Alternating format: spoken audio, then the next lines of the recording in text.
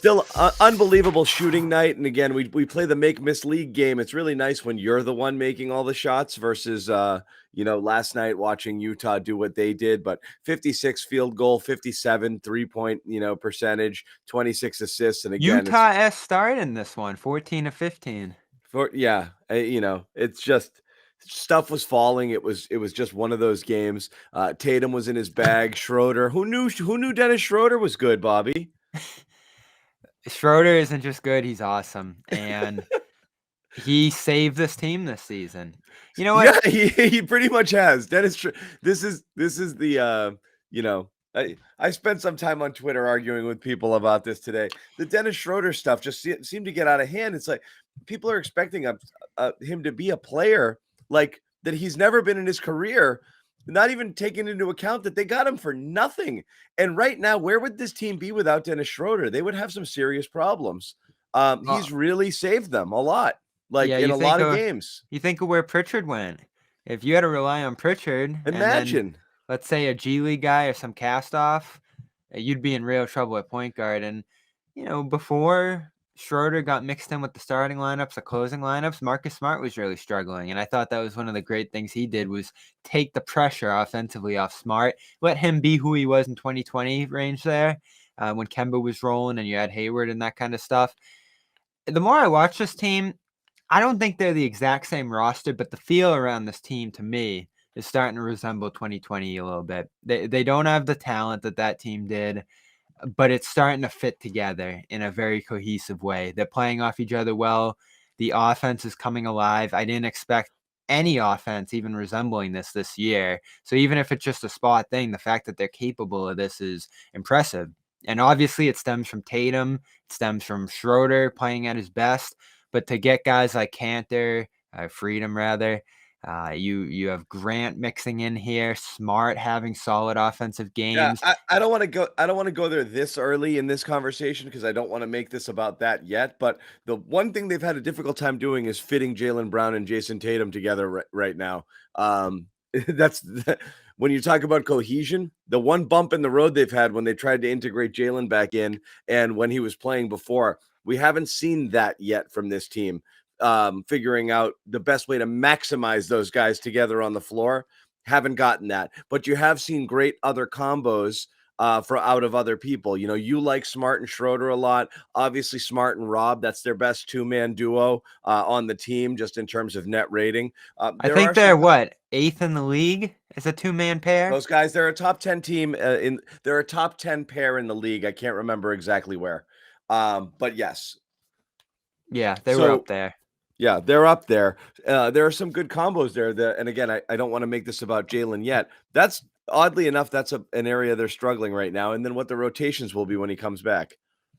Yeah, and they haven't had a lot of opportunities to look at what the team is going to be in those situations. I think it's still just 6 games all year that they've had the full cast. I know. Not very cohesive when it comes together, and that's in that dynamic there. And fortunately, we did hear from Ime today that they're going to wait it out with Jaylen this time. So I wouldn't be stunned if Jaylen misses this whole West Coast trip here to just get that right. He's on the trip. He's pushing to play like crazy.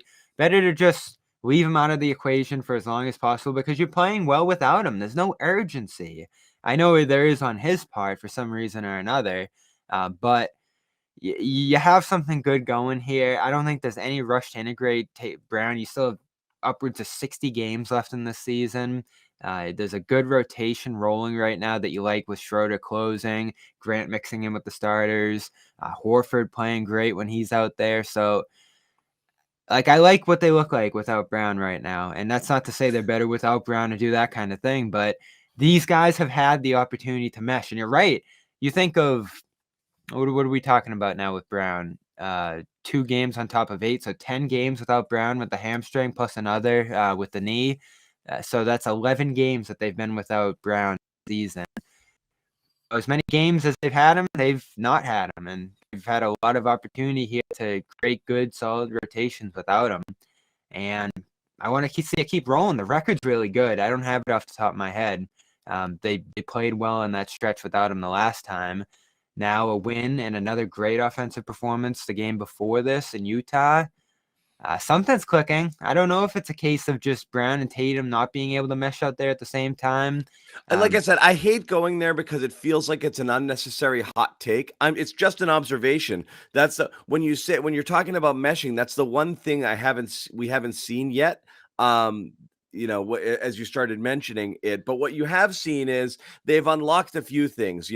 Marcus Smart, like, you look at the evolution of the team in a lot of different ways. And again, I was as happy off a loss as I've ever been yesterday, just watching the way they played. And I know people will be like, the defense was atrocious, but like, if Celtics play like they played against Utah all season long, they're a 4 seed, and you'll be there.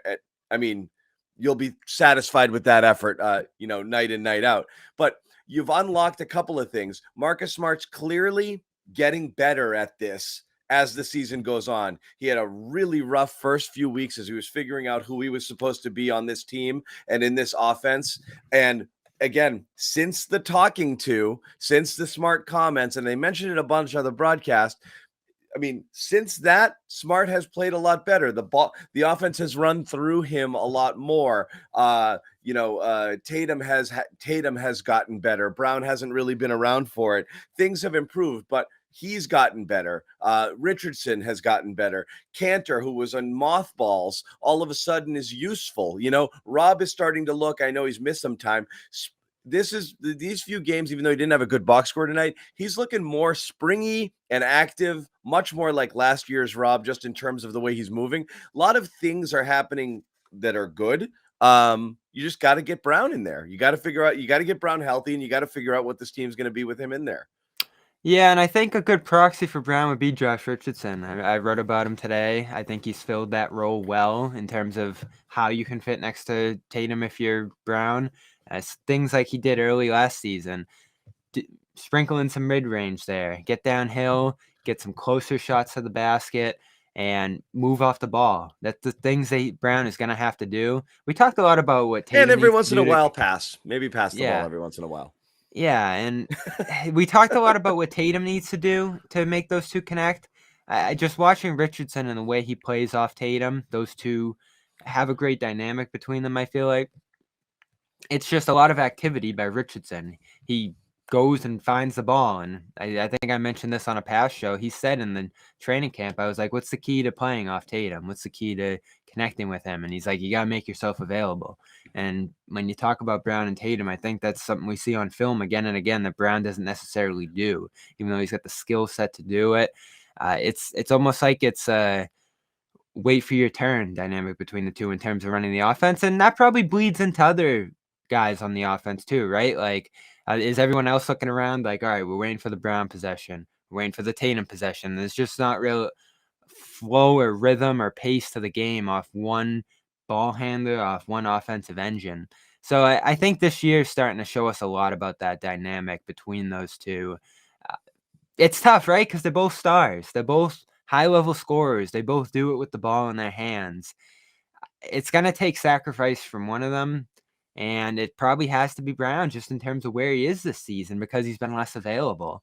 Tatum's the guy out there who's working through struggles and, finding himself finally. Good balance on his shot, getting downhill, drawing free throws, passing, 4.5 assists the last 2 games. Well, and 2 turnovers totally at a 0 turnover game last night, 2 tonight, and that's something that's great that you're seeing from him as well. These are his 2. I hate hyperbole without going back and looking at it, but this is as solid a back-to-back as he's played this year, just in terms of clean games, letting the offense flow through him. All of the shots are good shots, confident shots. They're falling more. There was a game, actually, even 2 games ago. I'm going to say this is a 3. I mean, even last game, I liked all of the threes he took.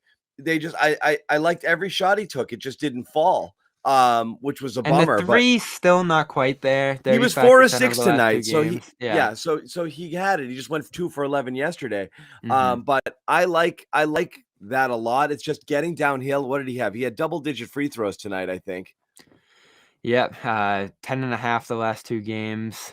Just as he ticks up, the offense is ticked up, and you see but when the way he plays, he's getting the to the way basket, Great stuff tonight. And I know they broke down on a couple, but just the use of his body to either absorb contact or just getting clean to the rim without foul hunting, which is a lot of what we felt like he was doing before. He's going with more of a purpose, which is like, how am I going to get this shot off clean, absorb contact if I need to, or just avoid it altogether? As opposed to before, it really felt like he spent first half of the season, just hunting fouls every time he went to the basket and would just throw his hands up with no real purpose. So he's just much, much, much better, offensively.